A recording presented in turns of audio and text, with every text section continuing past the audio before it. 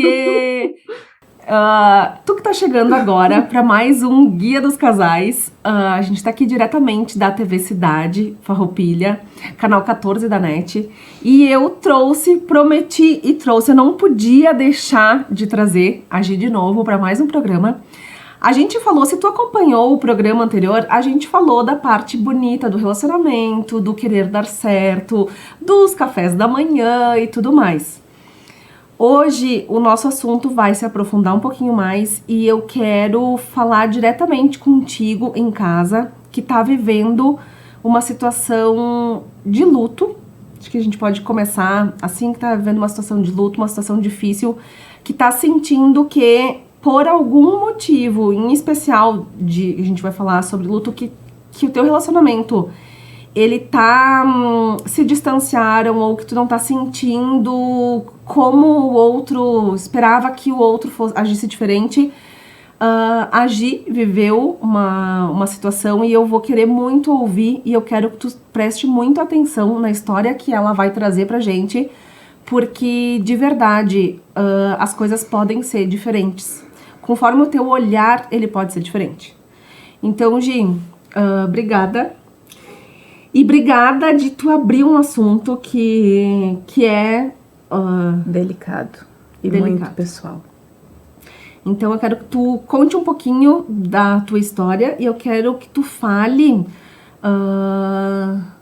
a respeito de casal, como superar, sabe? Os momentos quando de não é luto, tão, de dor. Quando não é tão bonito. Então, olá, eu sou a Gisele novamente. Agora vamos para a parte não tão boa, mas também que acrescenta e muito na vida de um casal. Depois que nós tivemos a Maria Elisa, ela não tinha um aninho de vida, eu engravidei. Com 14 semanas, eu tive um aborto espontâneo. Novamente, como eu falei no programa anterior, o Fernando presente em todos os momentos. Me levar para o hospital, ficar junto comigo, segurar minha mão, olhar para o lado, mas tá ali segurando a minha mão do tipo, tá tudo bem, tá tudo certo, vai passar. Passou, porque até mesmo um aborto, a mulher, ela se sente muito... Não é só a palavra triste, é um luto diferente, porque no meu ponto de vista, Gisele, ali tem uma vida, independente de quantas semanas. Ali tem uma vida, ali batia um coração. E aí tu cria planos, tu cria projetos e sonhos. Sim, uma expectativa de... E de repente, por algum motivo, Maria, né? De repente, por algum motivo, acontece a perca. Ok, fiquei alguns meses, em seguida a vida voltou, eu não quis dar muito importância, eu não quis colocar o foco muito naquilo, até porque eu sofri, sim, foi doloroso, foi, mas eu não tinha o conhecimento sobre espiritualidade que eu tenho hoje. Só que foi através da perca que era uma menina, que também tem o nome de Maria, e do Vicenzo que eu me tornei a mulher que eu me tornei hoje. Passou alguns meses, eu engravidei novamente, e nós morávamos em Florianópolis naquela época. E foi uma gestação bem difícil, porque eu tenho uma tipagem sanguínea O negativo e o Fernando é O positivo. Mas nunca tinham nos falado, os médicos, a respeito dessa incompatibilidade sanguínea, e também sou portadora de talassemia, que é uma talassemia minor, não preciso de transfusões de sangue com frequência, mas nos olhos dos médicos eu estou sempre com uma anemia, porque a minha hemoglobina ela não sobe de 10. Engravidei do Vicenzo, descobrimos que era um menino. E na da Maria tudo certo? Na da Maria foi tranquilo. O que aconteceu na Maria foi também a minha anemia muito intensa, fiz bolsa de sangue, mas foi tudo certo, foi tudo tranquilo. Os médicos dizem que a Maria é um milagre. E como eu acredito em milagre, sim, a minha Maria Elisa é meu milagre. Teve a segunda gestação, veio o Vicenzo. Quando nós estávamos lá em Florianópolis, que a gente foi para o médico, eu já estava de 6 para 7 meses. Aí ele disse que precisávamos voltar para o seio da família, porque era uma gestação complicada e a gente ia precisar. Voltamos contra a minha vontade, porque eu tive de deixar coisas lá, materiais que a Gisele não queria deixar, mas o Fernando não, nós vamos voltar. A gente voltou e ali começou toda a minha saga. Quando eu estava de 34 semanas, eu já não me sentia mais bem, a gestação foi uma gestação muito difícil mesmo. Não, até escolho não entrar em detalhes, porque são feridas que vão muito mais além. Não porque elas me machucam, mas porque eu prefiro deixar elas ali, elas já cicatrizaram, eu quero deixar elas ali quietinhas. Não, e eu acho que é isso, né? A pessoa que a gente tá... esse programa é bem direcionado. Se tu conhece alguém que tá passando por esse momento, a gente quer tocar essas pessoas. E a gente quer tocar de um modo não abrindo as feridas. Exato. Mas contando como tu... Se este programa, se o que eu estou falando for contribuição e ajudar uma mulher, o programa já está pago. Isso. Já está tudo certo, com uma pessoa. 34 semanas. No dia 3 de dezembro, eu acordei à noite e a minha barriga, ela caiu. Ao ponto de eu ter que segurar ela, assim. E aí a gente entrou em contato com a médica, ela não estava em Caxias. Aí fomos fazer uma eco. E aí o médico disse, tu sai daqui agora, tu vai direto pro hospital. Por quê? Porque o feto, a criança tá com hidropsia fetal. E a gente se olhou, o que é isso? Hidropsia fetal. Aí ele explicou pra nós. Tu não tava no hospital nesse... Não, eu fui só fazer uma ecografia. Tá. E aí eu disse pra ele, tá, eu vou pra casa antes, eu não vou de ambulância. Até porque eu tinha Maria Elisa com 1 ano e 10 meses. E aí eu fui pra casa, peguei a malinha pronta do Vicenzo já, com as roupinhas, tudo, e minha sogra ficou com a minha filha e a gente foi pro hospital. Aí eu fiquei 2 dias que eles pediram para segurar pelo menos para completar as 35 semanas, para amadurecer um pouquinho mais o pulmão dele.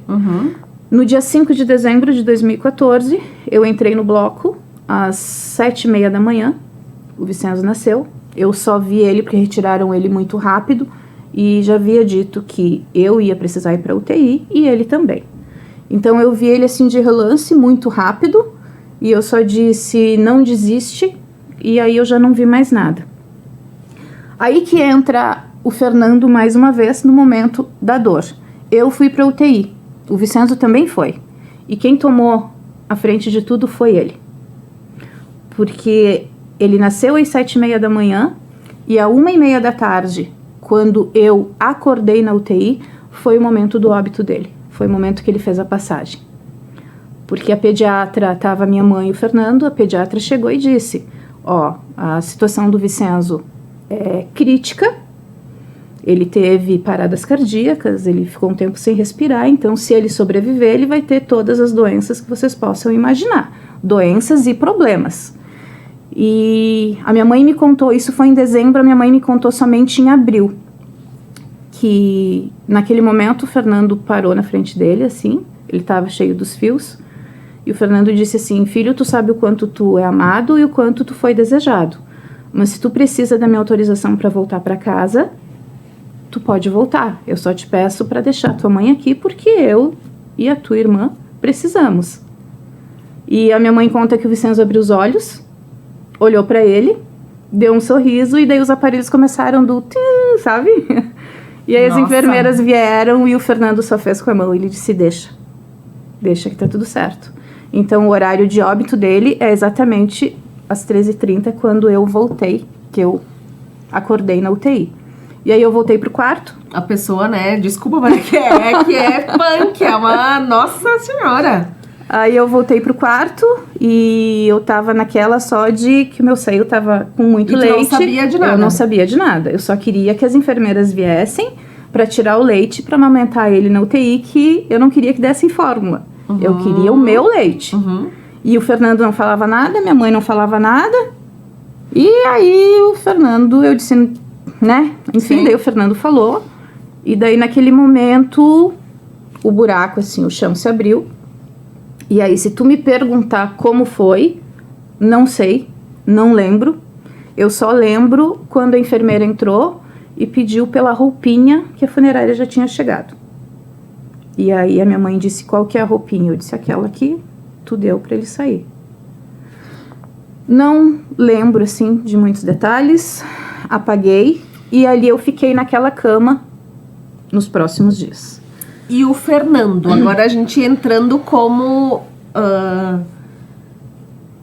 eu quero que tu fale do papel do Fernando e de vocês nessa, porque a história é muito forte, assim, mas a gente vê muitos casais que eu não sei se a gente pode dizer se perde, eu não sei se seria a palavra certa, mas quebra alguma coisa.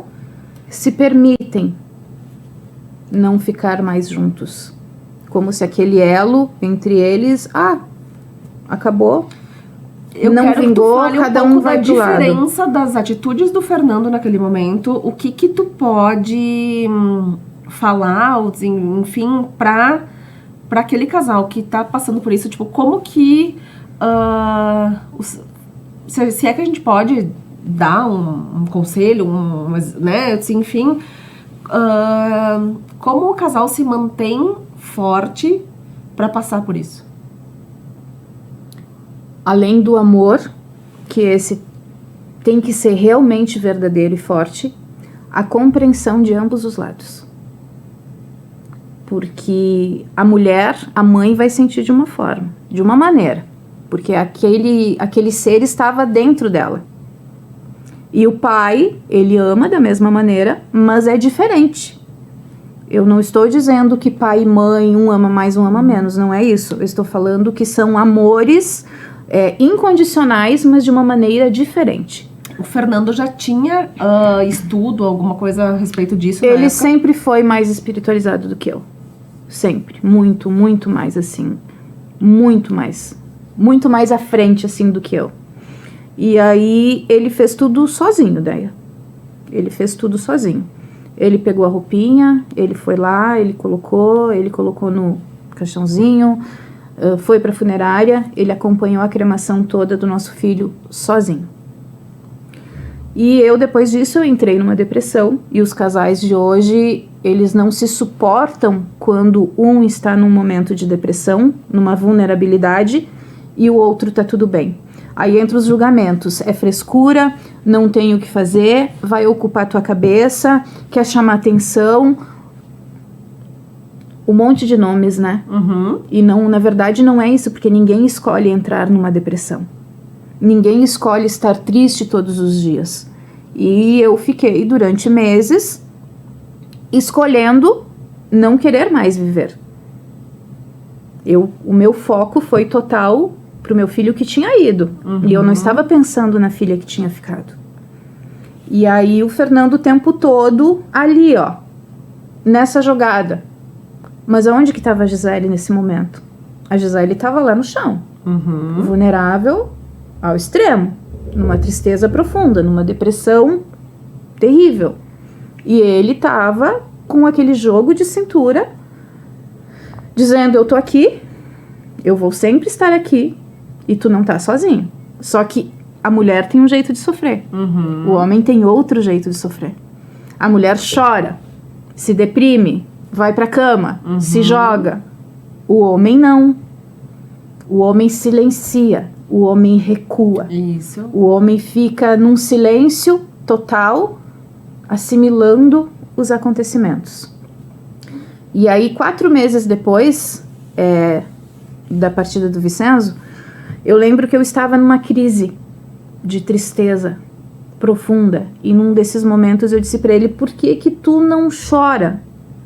Por que que tu não tá sofrendo como eu tô sofrendo? E aí vem a resposta e a virada de chave. Eu disse, por que que tu não me mostrou ele? Por que tu não me chamou pra ir lá e pegar ele e colocar? Eu queria colocar no caixão. Sim, um pouco de raiva eu queria, também, né? Sabe? E aí eu estava julgando ele. Foi quando ele me disse, se eu tivesse permitido que tu fizesse isso, eu te tirava de lá e tu não vinha pra casa. Eu teria que te internar numa clínica. Porque a tua tristeza estava maior do que tudo. E ali eu entendi que o que ele havia feito não foi só em nome do amor pelo filho. Foi do amor pela mulher dele e pela filha, ou seja, pela nossa família. Então, o que falta, o que eu percebo, ele me protegeu o tempo todo. Então, é aí que entra a lealdade, Senhor, que eu falo. Sabe? Eu disse, Jesus! É aí que entra aquela lealdade, aquele amor. E aí hoje... E ali foi a tua virada de chave. Ali foi a minha virada de chave total. O que eu estava fazendo da minha vida? Aí eu entendi que eu não podia mais ficar com o foco no que tinha ido. Eu precisava focar no que tinha ficado comigo. Então foi difícil, foi aí que entrou as terapias holísticas na minha vida, porque não foi ansiolíticos, não foi nenhum outro tipo de profissional que me ajudou, foi as terapias holísticas que disseram, Gisele, isso foi o que tu precisava vivenciar para te tornar a mulher que tu é hoje. E eu escuto isso do Fernando sempre. Ele disse, foi através das tuas dores que hoje tu te tornou a mulher que tu é. Porque assim, ó, com tudo isso que eu vivenciei, não é qualquer tsunami que vai me derrubar. Sim. Então eu não vejo mais problemas em nada. Porque pra mim, problema é o quê? Problema é aquele que tu não tem solução. E tu chegou a questionar ele desses 4 meses, até essa virada de chave, e foram 4 meses, né? Que eu fiquei naquela depressão profunda e chorando muito todos os dias, 24 horas, foram 4 meses. Tu chegou a... não sei se você já pensou, se vocês já conversaram a respeito disso, de... ele ficou por amor, claro. E ele te protegeu o tempo inteiro, e ele... Mas... Cumplicidade. Ele não teve, será... muitos teriam ido embora, né? Porque seria mais fácil. Muitos teriam ido embora. Seria muito mais fácil dizer, tipo, não dá e não deu. Suporto mais, ela se desleixou, ela não se cuida mais, ela não toma um banho, ela não arruma o cabelo, ela não faz a unha, ela perdeu o brilho total. Não, e talvez até a raiva de, tipo, tu tem alguém aqui, então, tipo, né? Exato. Quanta coisa podia ter acontecido nesse meio tempo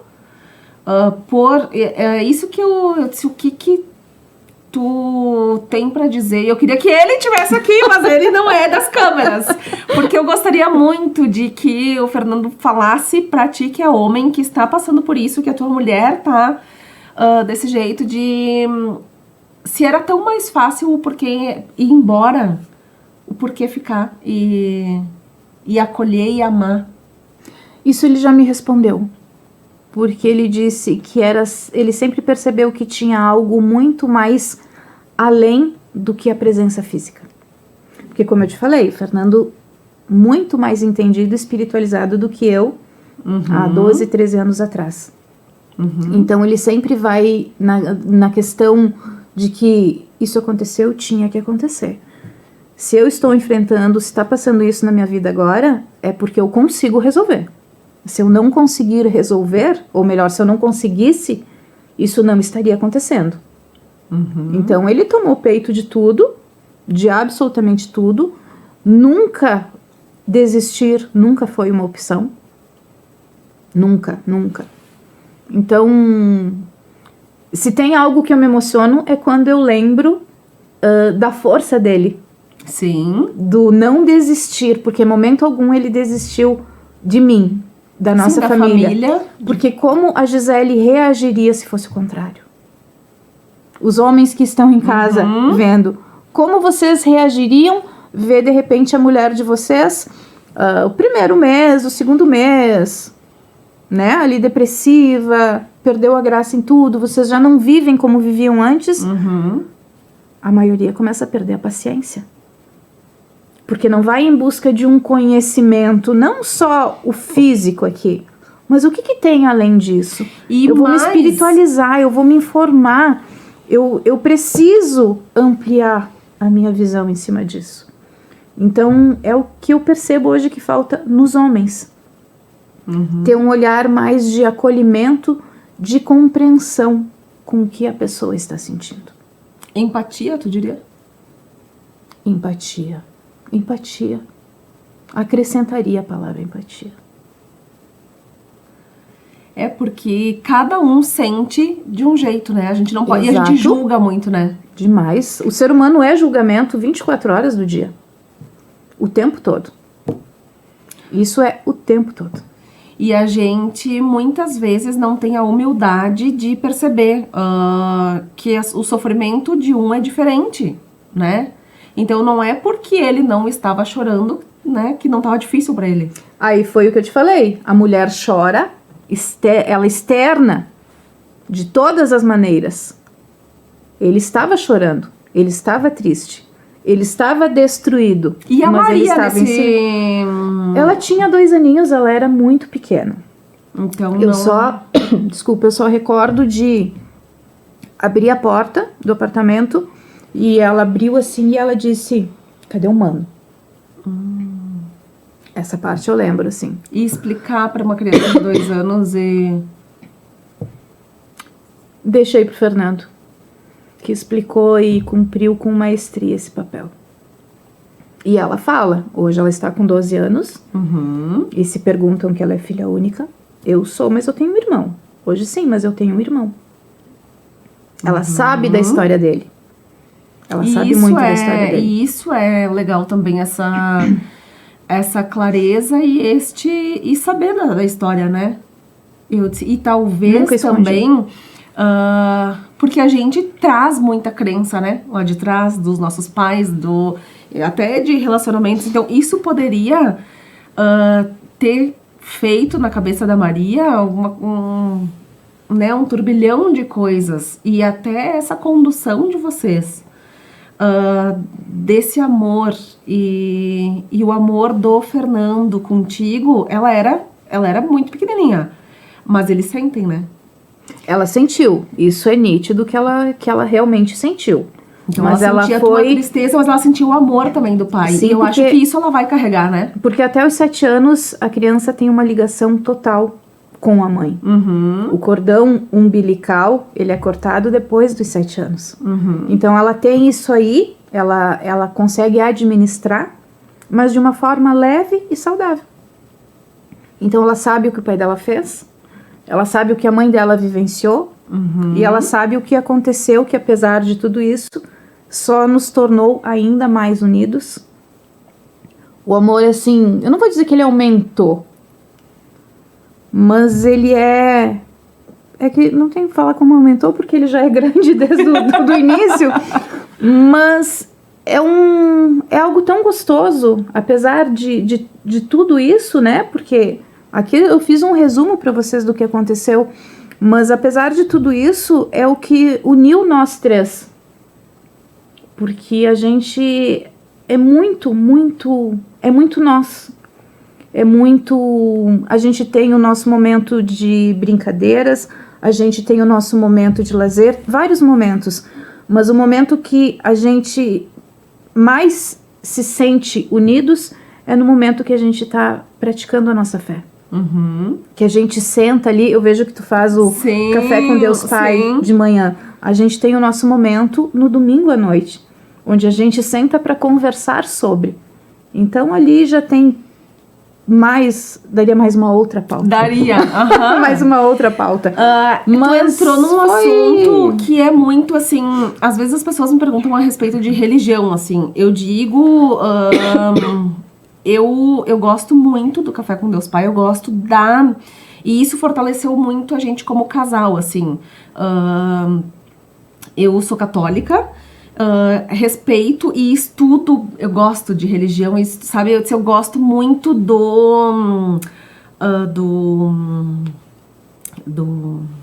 ai, me fugiu a palavra,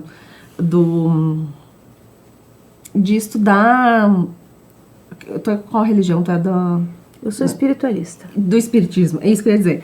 Eu acredito muito, hoje até, antes de vir pra cá, eu tava lá na minha mãe, a gente tava conversando muito a respeito disso. Eu frequento a igreja católica, gosto, não concordo com várias coisas, não é perfeito, amo o espiritismo, então assim, eu acho que eu sou um pouco de cada, sabe? E eu acho que todos são maravilhosos, desde que a gente precisa ter uma fé independente do nome que tu chame. A fé é o que sustenta o ser humano. E quando tu, como casal, eu e a Nessora, a gente reza, já faz 1 ano e meio que a gente reza, 2 anos. Agora em junho, que a gente reza todos os dias e muda, né? No início a gente tinha vergonha, Sabe, a gente pegava, a gente escolheu, eu escolhi o Café com Deus Pai, porque eu gosto sempre de abrir com uma mensagem, alguma coisa, mas aí a gente se dá as mãos e reza e a Antonella já tá participando, sabe? Então às vezes a gente tá ali, a gente tá rezando e a Antonella vem e dá a mão junto lá e ela reza bem certinho. E aí a gente reza e depois eu agradeço, sempre no início do dia e no final do dia a gente agradece. Então, o que eu aprendi contigo, que eu comecei desde lá, o agradecer, e isso faz toda a diferença, assim, Muita também diferença. eu acho que, né, se uma das coisas que a gente também pode deixar, além de toda essa história linda, eu disse que me emocionou e, meu Deus, assim, é muito forte, e eu admiro vocês ainda mais por isso, porque é um casal sensacional, né, eles são maravilhosos, assim, eles são... Eu sou suspeita em falar incríveis, e a qualquer família, coisa. e a família, assim, e eu acho que é isso, se a gente pode deixar, eu quero que tu deixe um recado pras pessoas, mas da minha parte, a fé, comecem, né, eu acho que comecem a rezar juntos, fé é o faz principal. muita diferença. Porque a fé é o teu pilar, é o que te sustenta.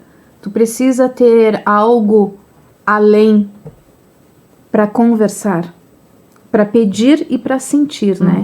Então, a fé num casal, quando o casal começa, o casal que ora junto, vou usar a palavra orar, o casal que ora junto, ele vai permanecer junto, porque não vai ser na primeira dificuldade que tu vai virar as costas pro outro.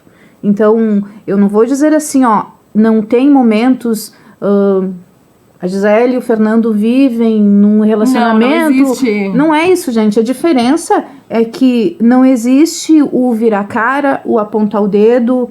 Não tem nada disso. É sempre uma conversa, tanto que... E é uma cumplicidade tão grande que eu tô aqui e ele tá ali fora. E querer entender. Às vezes não te acontece, por exemplo, se acontece alguma coisa, é difícil, porque na realidade, como a gente vem numa vibração, né? Acho que tanto eu e o Nestor quanto vocês e as nossas famílias, assim, é difícil, mas tem, né? As suas disparidades e tal e tal. Mas tu não olha e pensa, tipo, mas por que ele... Tu não pensa isso antes, tipo, mas por que ele agiu assim, será? Eu só agradeço. Por que, assim, sabe, eu às vezes pergunto quando só ele age de agradeço, uma Deia. forma onde eu não gostaria que ele tivesse agido daquele jeito, eu penso, mas o que será que ele pensou? Porque ele sempre tá querendo o melhor.